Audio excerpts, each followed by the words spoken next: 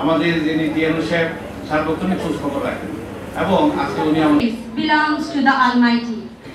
আজ আনন্দে মুখর এই প্রাণীঠায় বেঁচে আছে আমাদের মাদ্রাসা হৃদয় উপলক্ষে সংবর্ধনা অনুষ্ঠানের সম্মানিত সভাপতি। ধন্যবাদ জানাচ্ছি স্যারকে। সম্মানিত উপস্থিতি, এখন আপনাদের সামনে বক্তব্য নিয়ে আসছেন এসপি মহোদয়। আজকের সম্মানিত বিশেষ অতিথি বিশেষভাবে কৃতজ্ঞতা জানাই মাননীয় শিক্ষা উপদেষ্টা মহোদয়কে। আপনার মন্ত্রিক অপরাহ্নে নৈসর্গিক শোভামণ্ডিত জ্ঞানাঙ্গনে আপনার কৃতজ্ঞতার অনুভূতিতে নতধ্যান করছে। কর্মচাঞ্চল্যপূর্ণ থেকে গড়ে তুলেছে অবিস্মরণীয় ও গৌরবময় আমাদের প্রিয় শিক্ষার জগতে।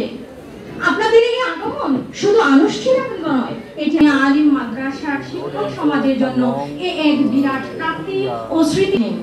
প্রতিষ্ঠার প্রথম দিন থেকে তিনি এই প্রতিষ্ঠানের জন্য নিঃস্বার্থ adviser for gracing us with his presence today. Thank you everyone.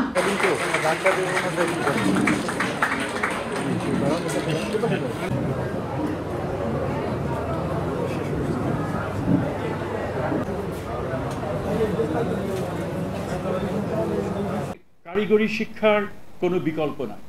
আমি দৃঢ়ভাবে বিশ্বাস করি নতুন বাংলাদেশ গড়ার যে সুযোগ এসছে, সেই বাংলাদেশকে গড়ে তোলার কারিগর মানে সামনের সারির কারিগর হবে, ফ্রন্ট লাইন কারিগর হবে এই কারিগরি শিক্ষা ব্যবস্থার যারা ছাত্রছাত্রী। কারণ হাতে কলমে আমাদের কাজ করার সময় আমাদের এসছে। বিশ্ব ব্যবস্থা এখন এমন জায়গায় যাচ্ছে যে আমাকে প্রযুক্তি আমাদেরকে শিখতে হবে, বিজ্ঞান আমাদেরকে শিক্ষা হবে, একই সাথে সাথে মাদ্রাসা শিক্ষা ব্যবস্থারও আধুনিকায়নের একটা তারা নিজেরাই সেটা মনে করেন এবং সেখানে রাষ্ট্র আমরাও চাই যে তারা যেন দক্ষ হয়ে সে তারা তাদের যে মূল লক্ষ্য সেটা তারা তো পালন করবেনই, সেটা তার সেই শিক্ষা তারা অর্জন করবে। একই সাথে সাথে কারিগরি দক্ষতা এগুলো তারা যেন গ্রহণ করে এবং এবং এবং যেটাকে বলা যেতে পারে কোয়ালিটি, কোয়ালিটি কারিগরি শিক্ষা তারা যেন গ্রহণ করেন। কারিগরি শিক্ষার জন্য দেশের যে এখন এই সরকারের যে সবচেয়ে যে একটা বড় রকমের যে প্রয়াস যে আমাদের শিক্ষা ব্যবস্থাকে ঢেলে সাজাতে হবে। হয়তো আমাদের হাতে তেমন সময় নেই, কিন্তু তারপরেও কারিগরি শিক্ষার উপরেই যে আমাদেরকে অনেক জোর দিতে হবে আগের থেকে, সেটা কিন্তু আমরা সেই দিক থেকে আমরা একেবারে কমিটেড, আমরা অঙ্গীকারাবদ্ধ এবং সেই কারণে বেশ কিছু কার্যক্রম হাতে নেওয়া হয়েছে এবং আমাদের সময় শেষ হওয়ার আগেই আমরা চাই তার কিছু কিছু কাজ আমরা করে দেব।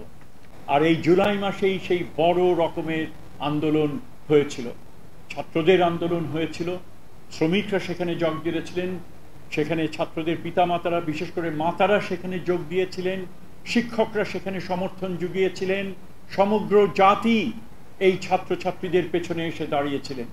কাজে সেই ধরনের একটা ব্যবস্থা, একটা নিপীড়নমূলক একটা ব্যবস্থা সেখানে ছিল। আমরা যারা নাগরিক হিসেবে যারা ছিলাম আমরা ভুলে যেতে চাচ্ছিলাম, আমরা ভুলে যেতে বসেছিলাম যে আমাদের অধিকার নিয়ে আমরা নাগরিক, আমাদের অধিকার ছিল না, আমরা প্রজাতে আমরা পরিণত হয়েছিলাম। এই ছাত্ররা এই জুলাই মাসে আমাদেরকে সেই ব্যবস্থা থেকে একটা মুক্তি দিয়ে নতুন বাংলাদেশ গড়ে উঠেছে।